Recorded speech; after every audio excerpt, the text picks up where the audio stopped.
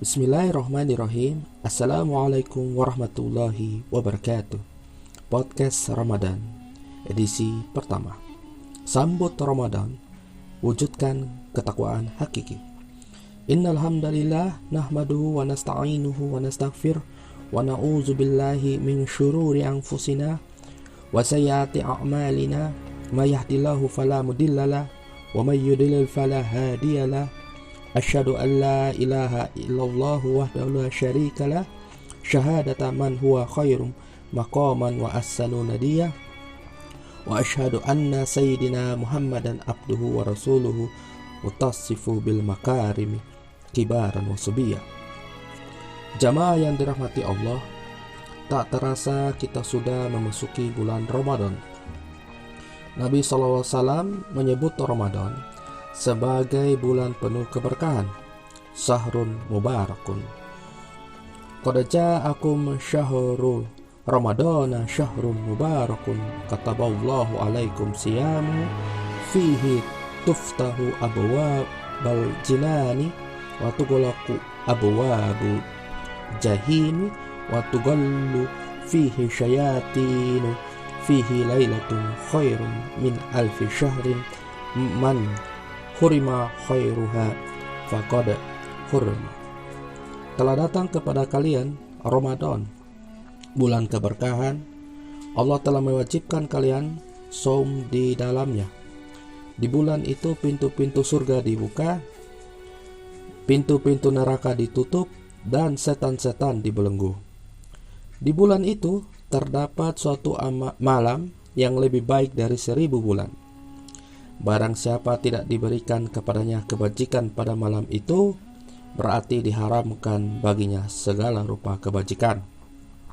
Hadis riwayat Ahmad, An-Nasa'i, dan Al-Baihaqi dari Abu Hurairah. Maka sungguh rugi orang yang menyia-nyiakan bulan yang agung ini. Sebagaimana sabda Nabi SAW, "Rogima anfu rajulin zukirtu indahu falam yusalli alayya wa rogima anfu rajulin dakhala alaihi ramadanu summang salakha qabla ay yughfaralah." Sungguh rugi seseorang yang ketika namaku disebut di sampingnya tetapi dia tidak bersolawat atasku. Sungguh rugi seseorang yang bertemu dengan Ramadan, lalu Ramadan berlalu darinya sebelum dosa-dosanya tidak diampuni. Hadis riwayat Tirmizi. Hadirin yang dirahmati Allah, maka bulan Ramadan merupakan kesempatan berharga yang ditunggu-tunggu oleh orang-orang yang beriman kepada Allah dan ingin meraih ridhonya. Sehingga kaum muslimin sudah seharusnya menyambut tamu tersebut dengan sebaik-baiknya.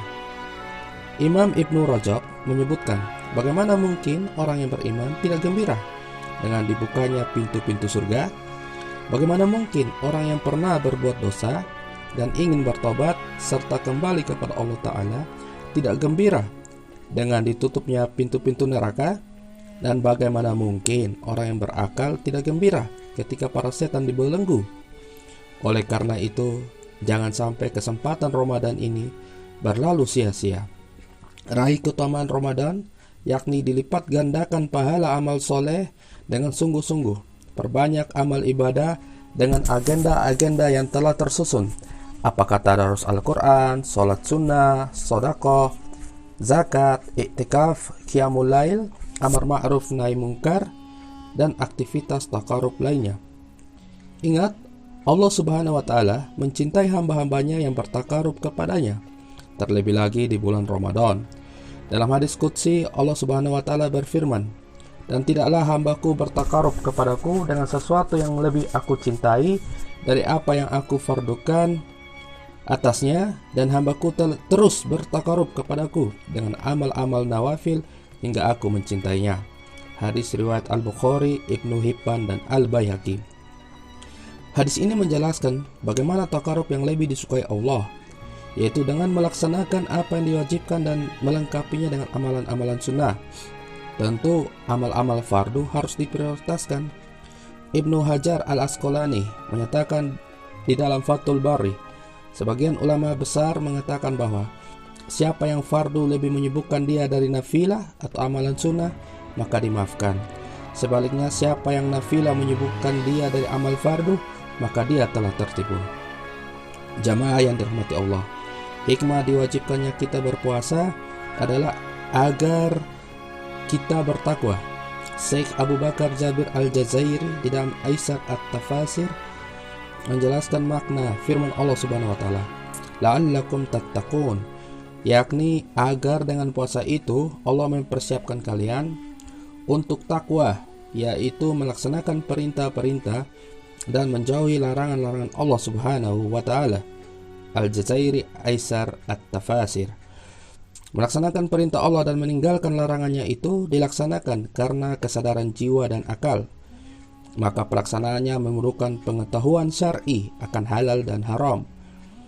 Karenanya takwa bisa juga dimaknai sebagai kesadaran akal dan jiwa, serta pengetahuan syar'i terhadap wajibnya mengambil halal dan haram sebagai standar bagi seluruh aktivitas, lalu merealisasikannya secara praktis atau amali di dalam kehidupan. Oleh karena itu, seharusnya pasca Ramadan nanti akan lahir manusia-manusia baru, keluarga-keluarga baru, dan masyarakat baru yang bertakwa kepada Allah Subhanahu wa taala, mengamalkan ajaran Islam, melaksanakan perintahnya, dan menjauhi larangannya. Bukankah ketakwaan yang diperintahkan oleh Allah tidak hanya bersifat individual? Apa maknanya pribadi baik tetapi hidup dalam masyarakat yang mengingkari syariat Allah Subhanahu wa taala? Walhasil, semoga Ramadan ini menjadi pemicu bagi kita kaum muslim mewujudkan ketakwaan hakiki, yakni menerapkan syariat Islam secara kafah dalam seluruh aspek kehidupan, baik itu individu, keluarga, masyarakat, maupun negara.